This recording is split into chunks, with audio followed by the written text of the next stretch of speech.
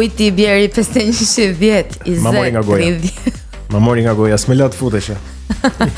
Po tani dikush do ta zgjidhi këto. Jepi, vazhdo. Unë e kuptoj që ti po e shijon pa fund. Po shijoj. Njësoj siç po e shijoj edhe unë dhe uroj edhe ti Gjorgjin, ti je duke e shijuar e përmenda 3 herë. E di pse sepse është e rrallë të takohesh me njerëz të cilët e kanë kaq shumë pasion librin në thelb. E vërtet. Mendon Gjorgjin që ne thjesht jetojmë me paragjykimin që në Shqipëri nuk lexohet apo se ti besoj e kupton këtë edhe sepse ke krijuar tashmë një paragjykime, jo vetëm për librin, kështu që ke krijuar një komunitet edhe ndoshta mund na tregosh pak më shumë. Po, komuniteti që kam krijuar shumë i bukur në fakt, ka shumë vajza që ka një botë shumë të bukur që lexojnë, ndajnë përshtypjet e tyre për librat. Në fakt kur e kam nisur unë, kanë qenë vetëm shumë pak faqe që promovonin librin në sensin e book blogut, sepse book blogu si edhe si term apo tani kohët e fundit ka filluar të qarkullojë më tepër në Shqipëri, flas sepse në atëherë kohë kishte edhe shumë youtubera që flisnin për librat. Edhe në fakt dhe unë kur e ka nisur faqen time isha shumë e ndrojtur, nuk e nxirja veten time, thjesht nxirja shprehje nga libra që lexoja, përshtypjet e librit, foto të librit, derisa pastaj u ndava nga ishi dashur, e kupton dhe aty krijoi faza e parë ime bombastike e të dalurit vetë.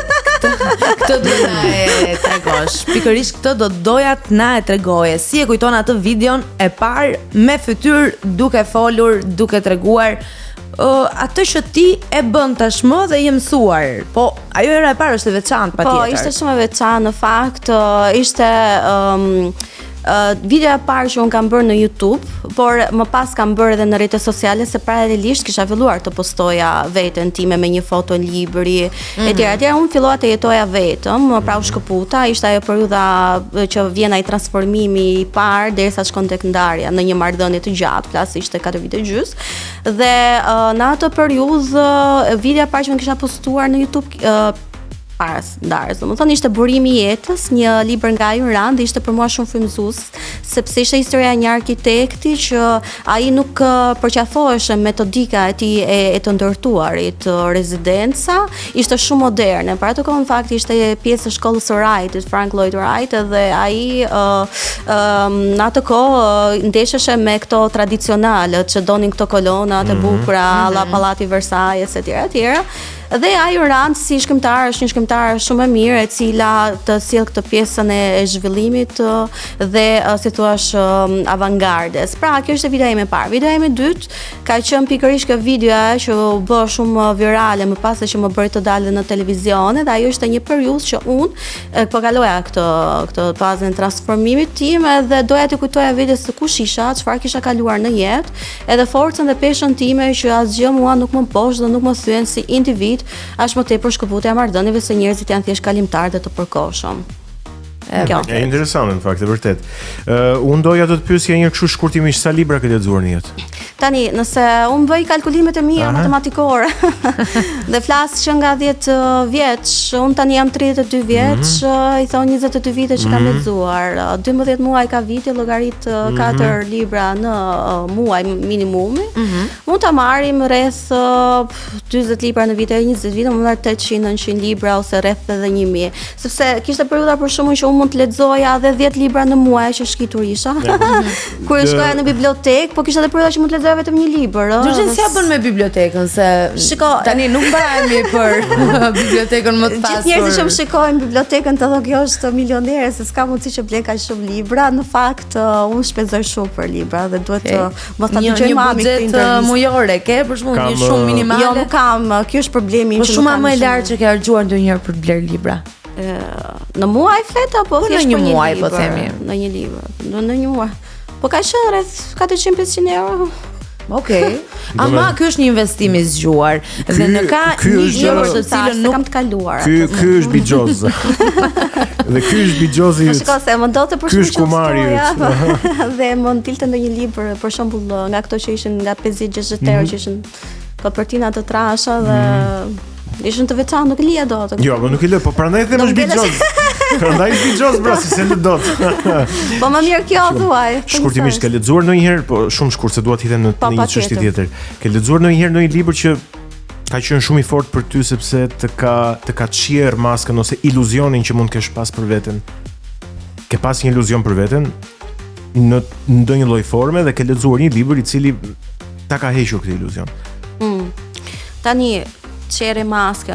Në fakt, kjo pyetje jote është shumë interesante sepse unë mund të them më tepër të përqafimi asaj që unë nuk doja të dija, sepse shiko pak, unë nga që lexoj tipologji të ndryshme zhanresh, domethënë zhanre të ndryshme librash, mund të ndodhë që edhe në një romanc unë të gjej diçka që nuk shkon me mua për shembull, dhe të më japi përgjigjen e asaj pyetjes dhe po ka të drejtë. Në fund të ditës çfarë nuk shkon pesha ime për shembull trupore, nuk shkon ku diun, paraqitja e kam lënë veten pas dorë në diçka. Por mund të ndodhi edhe tek ai kërkimi vetvetes, për shembull në libra që janë akoma dhe më të thellë që shkojnë përtej le ta lidhim pak me zgjimin si individ te kjo pjesa që qarkullon e Matrix e tjera.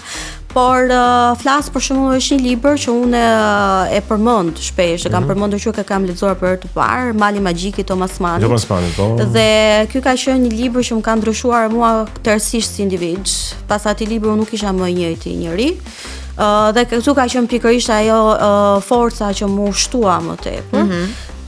Ai, domethënë, si libër kush e ka lexuar, se kush do ta lexojë, e di shumë mirë që është një djalë, një inxhinier, një student inxhinierie më saktë, që shkon në malin e Davosit në një sanatorium dhe aty ai takohet me kushërinë e tij thjesht për një vizitë, por nga një vizitë 3 javore kthehet në disa vite, bëhet ai vetë pacient. Dhe aty unë fillova të kuptoja që gjithë njerëzimi, ne si individ, secili për nesh e ka një sëmundje, në thonjza vuan nga diçka dhe ai rrethi që ti krijon, ai rrethi qoftë edhe intelektual, sepse ai aty ishte një rreth shumë interesant, individësh italian, rus, pra edhe nga nacionalitetet të ndryshme, se Thomas Mann në atë kohë ishte edhe I larguar nga që ishte sistemi nazist I Adolf Hitler, që edhe ja hoqi çmimin Nobel, dhe normalisht lidhet edhe me situatën politike. Kështu ai libër vërtet më transformoi si individ, sepse thash me vete cili është kuptimi vërtet I jetës.